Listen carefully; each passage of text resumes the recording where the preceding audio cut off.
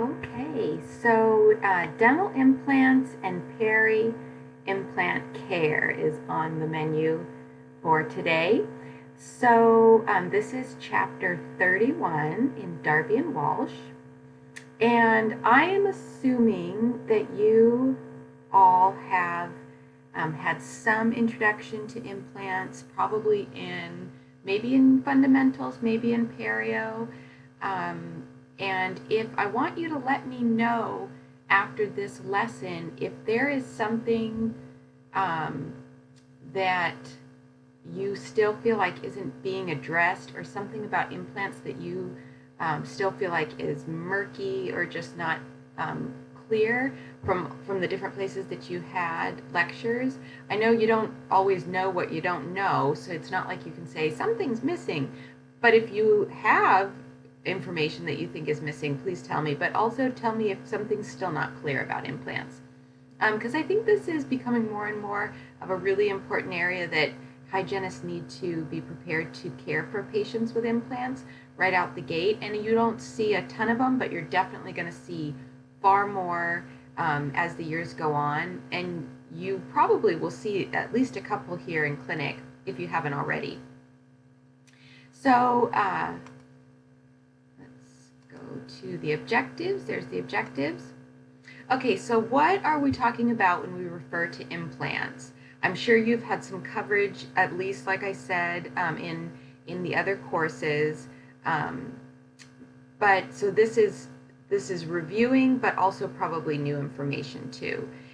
So the implant is a titanium screw, typically titanium. It can be other things, but generally speaking, it's titanium that's placed in the bone and essentially fuses, or there's a process, osseo integration, but it basically means the titanium and the bone lock together. And the dentist places this through a surgical procedure. Generally, it's periodontists or oral surgeons, but many general dentists are getting in on this as well. So you may work in a private practice where they place implants. There is an abutment, which if you can think of the abutment as, these are all separate pieces now, and you can think of the abutment as almost the part of a tooth that would be prepped for a crown. So it's that part that kind of comes up, and then the crown sits on the abutment. And then, of course, the whole apparatus is replacing a natural tooth. The whole system is replacing a natural tooth, or it may be a base to lock in an overdenture, or it could be replacing several teeth, so a bridge or something. Why would someone choose implant therapy? Well, basically they've lost a tooth is the main reason. And this could be attributed to periodontal disease. It could be because of extensive caries and they had to have the teeth extracted. It could be to trauma. They could have been in a car accident or a sports accident or something. Congenitally missing teeth. I've had 18-year-olds ready for implants because they were missing teeth congenitally. And then, of course, it could be a support for a removable or a permanent prosthesis. It used to be, this just dawned on me too, that it used to be that before people utilized implants a lot, if they had one missing tooth, they would prep the tooth on either side. For your bridge, you have the abutments in the pontic, and so they used to have to cut down perfectly healthy teeth to set a 3-unit bridge. But nowadays, it's very common to just replace that single missing tooth, and then you don't have to cut down healthy teeth. If they already had crowns or big fillings, it wasn't as big of a deal, but you're still cutting down teeth that you don't need to if you go with a bridge option. Generally accepted contraindications to dental implant placement includes psychosis. If they are mentally not able to go through this process, you don't want them to, because there are stages and it's not done in one day. And there's a lot of care that has to take place, a lot of oral hygiene and understanding the whole stages of this process. Active periodontal disease is definitely discouraged, if not completely just no. Periodontal disease is not if somebody has had periodontal disease that's been very active, but they've been very stable, then that's okay. They go forward with caution. And then smoking is a big no-no. People, dentists, periodontists, oral surgeons, they kind of land in different places on this. Some of them will say hard no.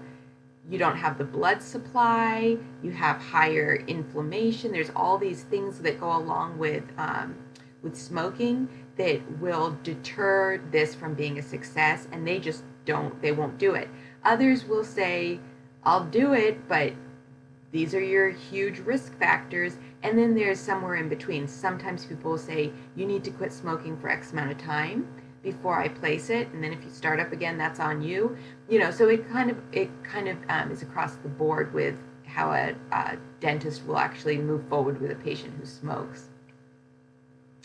Uncontrolled systemic diseases such as diabetes and rheumatoid arthritis again puts a person at a very big disadvantage with an implant, as well as a history of head and neck radiation or use of bisphosphonates.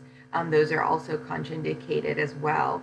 Of course, a well-educated patient who understands and is willing to participate in these treatments and maintenance, they can be taken into consideration. So when I worked for the periodontist, I would hear him talking to patients who were smokers or who had diabetes, and he would tell them flat out, these are your risk factors. You're at a higher risk. Our rate of success is not as high with patients who have X, Y, and Z.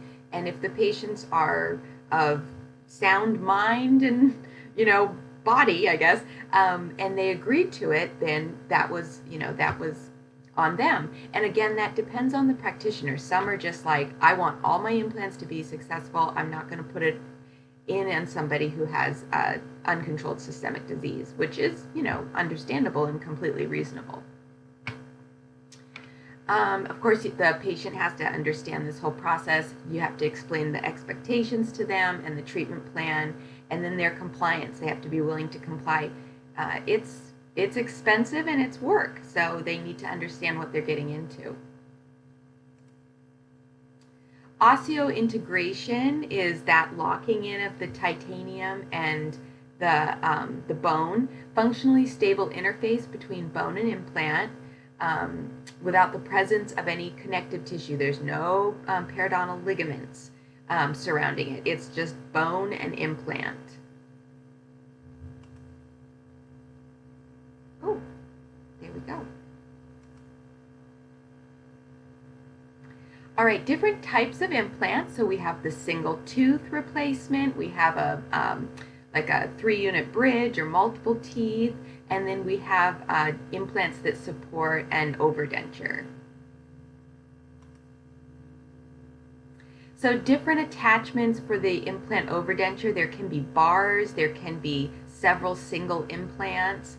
When you have several single implants, there's these little O-rings that kind of place they're over the top of the implant here, this little ball, and then the O-ring goes over. It's rubbery. And those wear out. So those need to be replaced. So patients who get their implants and then they get a denture, sometimes they're like, I'm good, once they know everything feels good and is done, and they don't want to go back to the dentist. But what they don't realize is these parts need to be evaluated. They need radiographs to make sure that the bone around the implant is still where it should be, and then those little O-rings wear out. And then this is another style here where there's like a little bar that goes in between. So all these parts can break down and go bad, and so they need to be checked periodically. Okay, the stages of treatment. So as basically it's sort of broken down into three stages. There's some variation overall, but first there's the extraction of the tooth and this healing period of about 3 to 6 months. And a lot of times when they extract a tooth, if they don't have a congenitally missing tooth, and nothing needs to be extracted, then that's one thing. But if they need to extract a diseased tooth or a fractured tooth, a lot of times they may have to do some kind of augmentation to the ridge, or they may have to try to build up bone. They may have to try to build up keratinized tissue. So sometimes they may do a bone graft, they may do a tissue graft, and then all of that has to heal and become very stable before they can go in and surgically place the implant. So it can take many stages to get to the point where it's a good foundation for an implant. Then there's the surgical placement of the implant, followed by another healing period of about 3 to 6 months. And then there's the restorative process. And the restorative process varies depending on what kind of restoration, what kind of material, all of that stuff. It's important for the provider and the patient to consider things like orthodontic treatment, because once you place that implant and it osteointegrates, there's no ortho movement of that tooth. Implants don't move with orthodontics, so that kind of thing has to be considered first before they go forward with the surgery.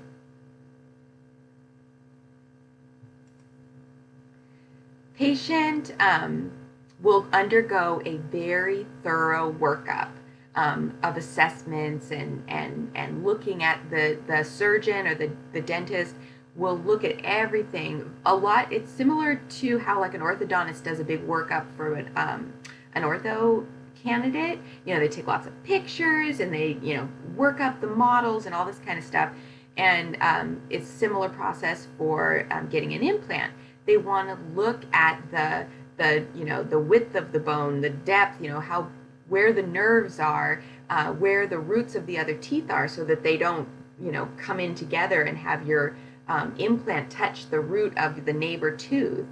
So all of this stuff has to be decided. A really good surgeon will take all of this into consideration and work up a whole plan. They're not just going to start drilling in between two teeth and hope for the best. So all of this stuff goes into the planning stages. Study models, radiographic images, wax-ups of the anticipated tooth position. A cone beam scan is often required to better visualize the landmarks and to let the surgeon know how much available bone is present. And then the critical anatomic landmarks, things like the maxillary sinus, the nasal cavity, the inferior alveolar nerve, the mental foramen, the mandibular, lingual undercut, roots of adjacent teeth, like I said. And the surgeon studies the data that they collect to be sure that they can visualize a patient's bony anatomy. And then a surgical guide, this is a surgical guide here, that transfers the planned information should be used during implant surgery to help with precise placement of the implant based on the planned restorative outcome. So when they're really careful, they take all this into consideration, they have the best results.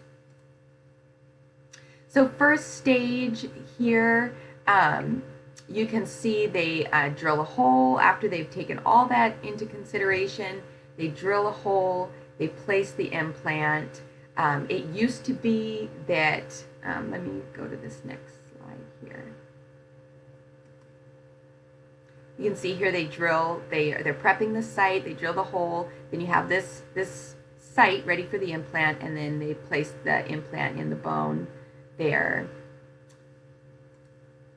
And it used to be that they would seal it back over and just let it osteointegrate with the tissue covering it, and then they'd go back in and they'd take like a little hole punch or tissue punch and then open up the top again and then put a healing abutment. And this is sort of what healing abutments look like, this top image. And a lot of surgeons still do this method, but there's different schools of thought for all sorts of things having to do with implants. And a lot of time they're allowing this opening, this transmucosal, let me make sure I have the right verbiage here. The transmucosal abutment, I believe is what it's called. And I don't see the words.